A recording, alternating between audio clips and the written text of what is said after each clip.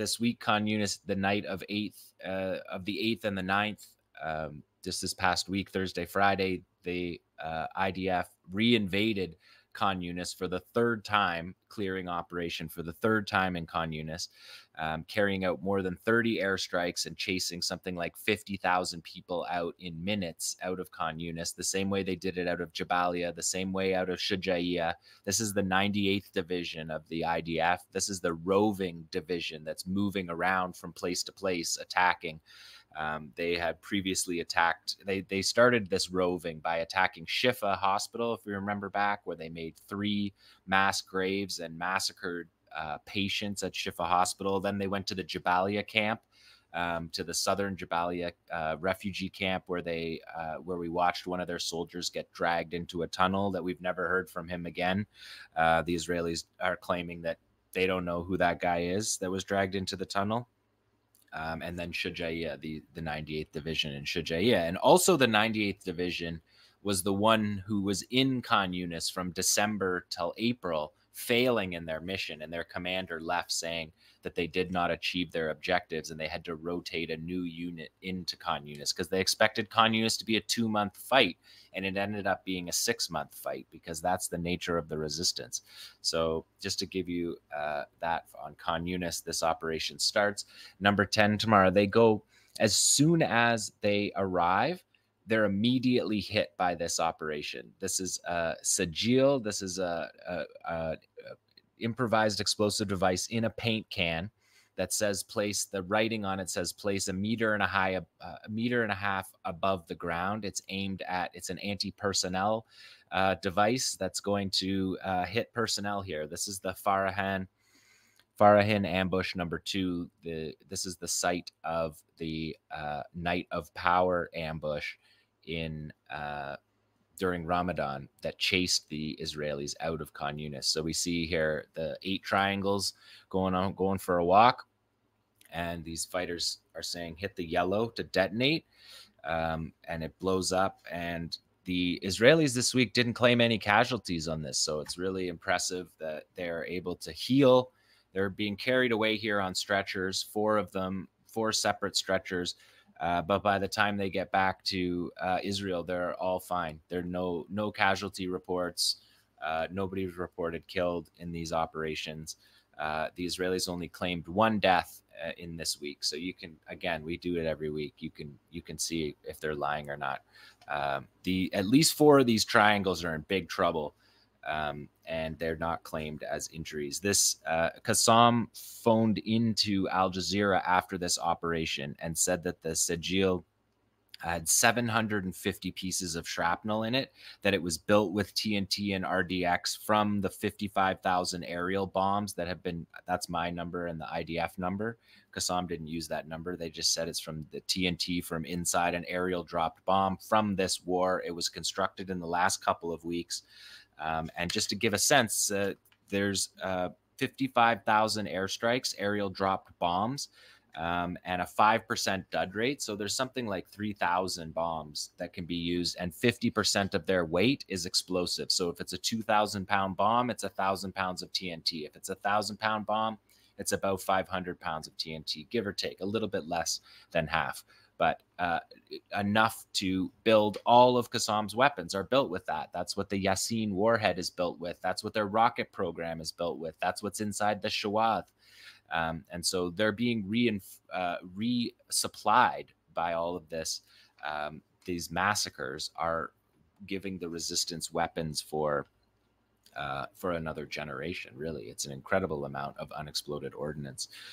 So important operation here. And again, just like these banger operations, as soon as the Israelis arrive, this is minutes after they arrive on the first day. They go in on the night of the 8th and the 9th, and this is the morning of the 9th operation. So just impressive that we're seeing them still using their weapons that they prepared before the war, but we're seeing now multiple times weapons that have been prepared just in the battle that we're in right now. So that was an impressive operation. That operation also dedicated to Ismail Haniyeh.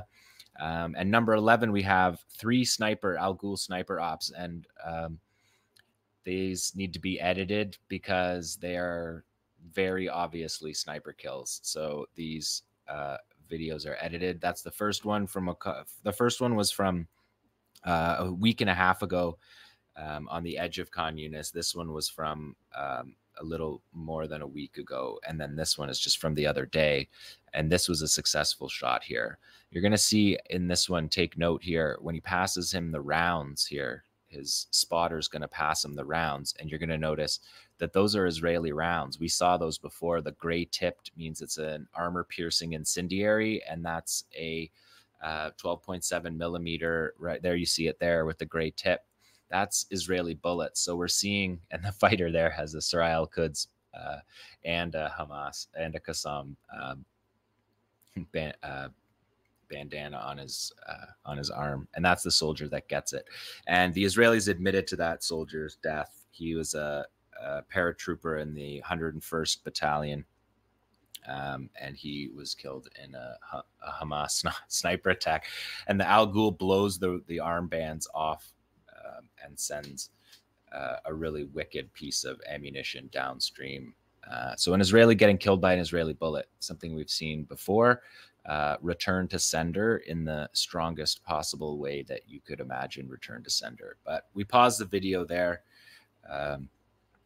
Terrific work to keep these on the air. We're making editorial decisions on these edits to keep the overall on the air, so you do miss some of the aspects of it. But let's go to the next one tomorrow. It is number 12.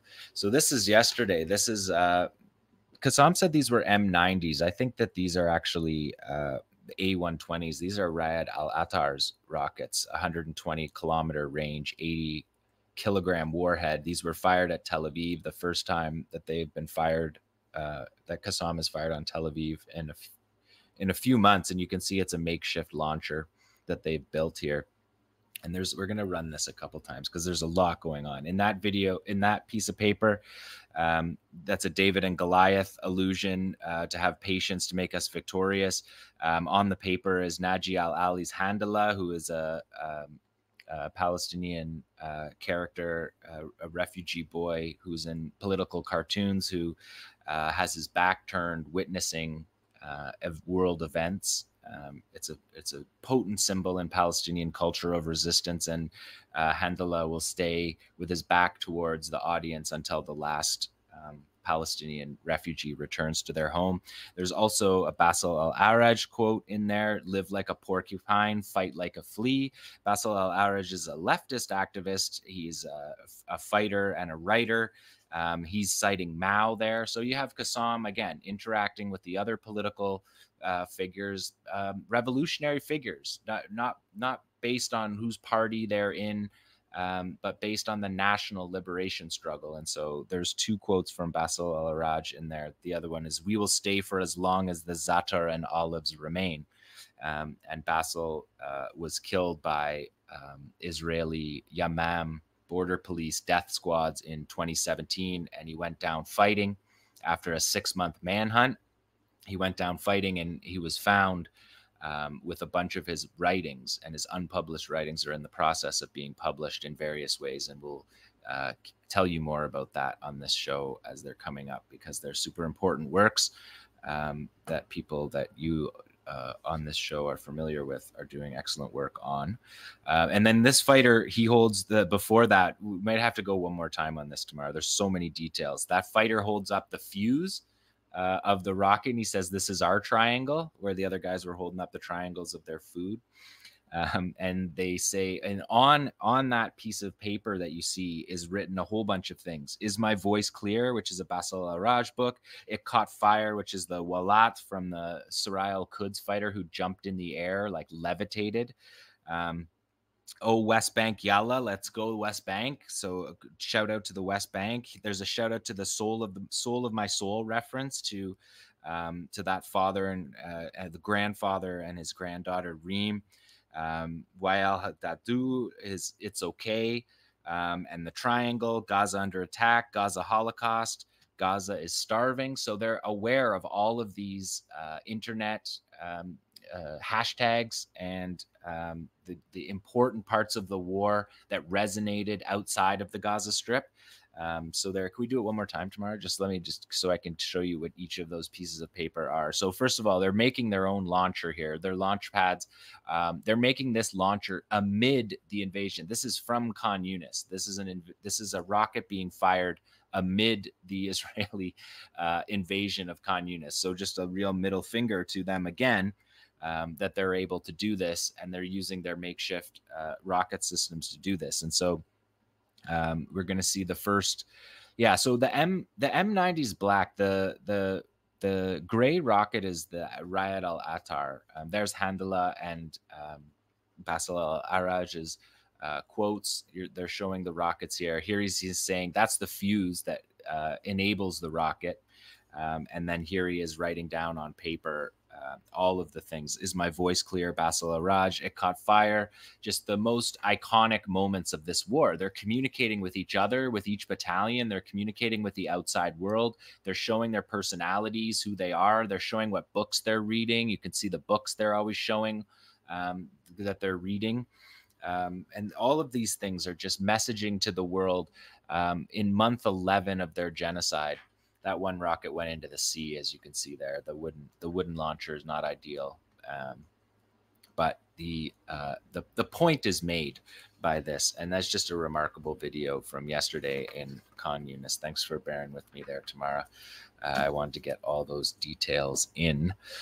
So that's Khan Younis. Khan Younis has had 21 operations, separate operations in the 5 days since the invasion. 5 rocket and artillery attacks, 3 IEDs, 3 sniper attacks that we just saw, and 2 drone seizures. So 25 ops in Rafah, 21 ops in Khan Younis. So 50 operations just this last week.